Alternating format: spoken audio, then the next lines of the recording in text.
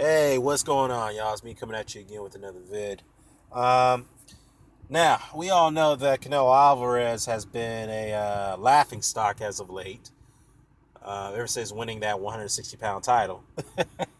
And he has reiterate and stand firm on his position of not giving any leeway or budging on his weight requirement for the Golovkin fight.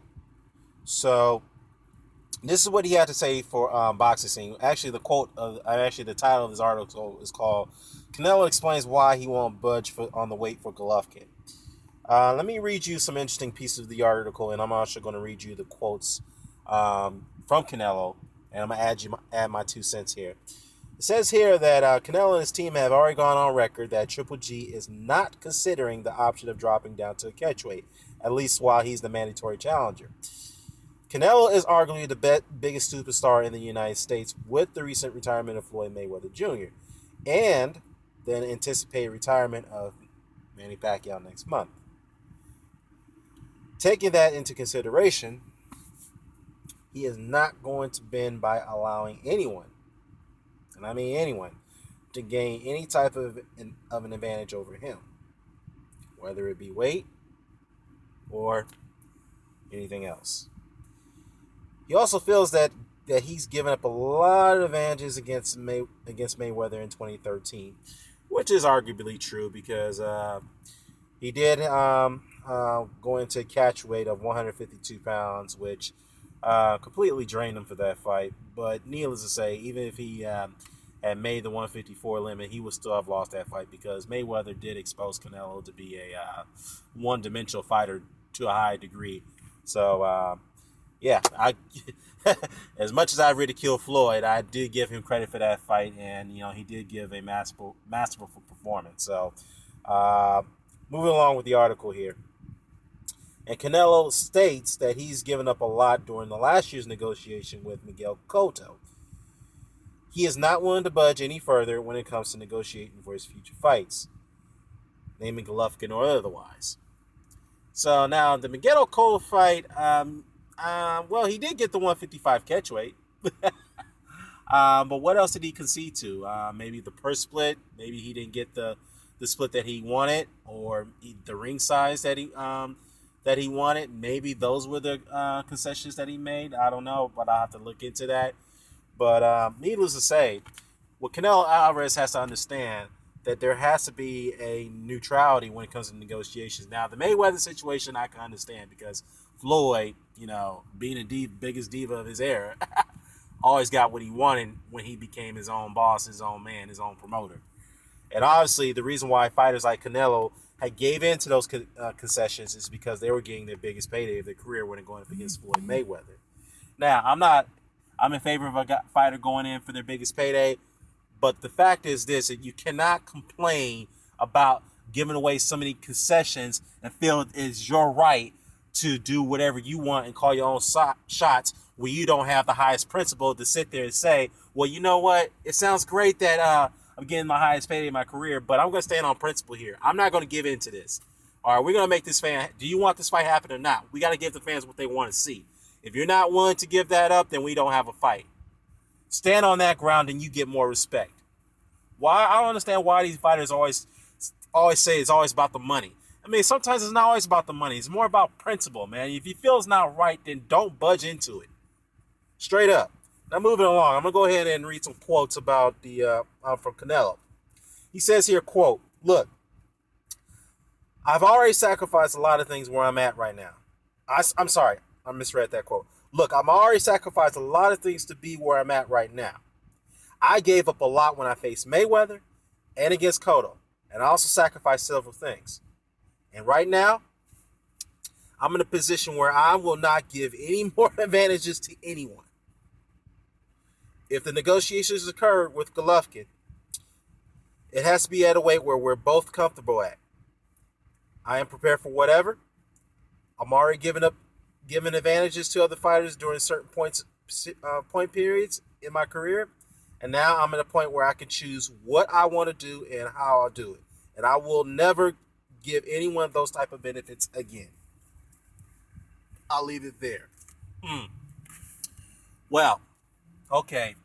Let's play devil's advocate. Well, actually, let me think of this hypothetically. Now, Canelo, you said you won't budge on the weight limit, right? This is what you said. Then you say that, well, it has to be a weight class where we're both comfortable at. Huh. I'm going to hold you to your word right there. You know what the Golovkin team can say? They say, well, you said that you won't budge on the 155 limit, but yet you want to come back and say that you say in this article that it has to be a weight for us to make the fight happen. It has to be a weight that we're both comfortable at. How about this? If Golovkin has adamantly said that he's not going to do 155 no matter what, and he should stand on his ground on that principle alone. Now, if you guys weren't going to do a catch weight, if you are going to do a catch weight, which is ridiculous because how in the hell can you defend your title against a mandatory at a catch weight, which is forbidden by the WBC's bylaws and standards? Okay, and they're allowing you to do this. Which is crazy. How about you raise a catch weight from 155 to 158? I think that's fair. Why don't you do that? But no, you don't want to do that. Nah, 155, all or nothing, right? But you know what, though? When you make statements like that, Canelo, you set yourself up for further ridicule. Most recently, you have Billy Joe Saunders and David Lemieux, who's about to rake his return against Glenn Tapia, next month or so. They have rightfully came out and criticized you for being a coward. They said it's ludicrous for a linear champion at a 160-pound weight limit sit there and hold that title hostage and demand catchweights for every title fight going forward, knowing that he can easily make 160, and he's too goddamn big to be making 160 by that matter.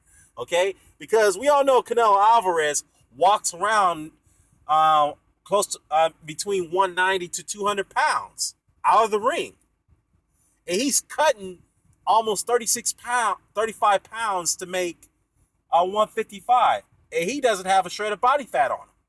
This guy's completely shredded. He is cutting that much weight, and I guarantee you this, guys, and I'm only speculating here, he's rehydrating intravenously going into fights because he comes in at the weight limits at 155, and he walks around over 180 in fight nights. He's walking around as a goddamn cruiserweight. And I think from what Canelo's trying to do is, look, he knows that he's a limited fighter to his nature. But what he's trying to do is he's trying to bring fighters down to 155 so they won't have enough time to rehydrate to the proper weight where they feel malnutrition and they don't have enough strength or speed to go into the fights. So that way he has an advantage over them. And I think that's ludicrous. Okay? You can't be the linear champion at a weight limit and sit there and make demands such as 155 or all or nothing, okay? And now you wonder why people are ridiculing you by you making a stupid quote by saying, quote, why is everybody making a big deal about the 160 catch weight? Well, you're the 160-pound champion, okay? If you're not willing to defend that title at 160, then just relinquish it. Vacate it. Go back down to 154. You're only 1 pound off from 154. Why can't you make 154? Oh man. And you know what's funny though? I believe that a lot of people are blowing up your Twitter account over the recent month because of you being a coward. And I'm sorry to say that. I know using the word coward is a very strong word, but honestly, if you're a Canelo fan, can you sit there and honestly defend this man by his actions at his point? Can you sit there and defend him? Okay? Yes, I know some people are going to say, well, you're calling Canelo a coward and all that stuff, but, you don't call other fighters out for making decisions like that. Well, obviously I have. If you pay attention to all my videos, I've called out many fighters for, the bullshit that they pull. Okay? It's my right to do that because I'm a paying spectator. And I've watched the sport for almost for a very long time while growing up in the early 80s. So with that being said, I didn't grow up in the early 80s, but as a kid, I grew up in the 90s. That was my era, but you get my drift. But my thing is this, Canelo. I'm going to say this once, I'm going to say it again. If you're not going to defend that title at 160, just give it up and go down to 154. It'll save you all the ridicule that you're getting right now and let somebody else fight for it like Golovkin. Let me know what you think, y'all. Care to comment, share, subscribe, signing off. Peace.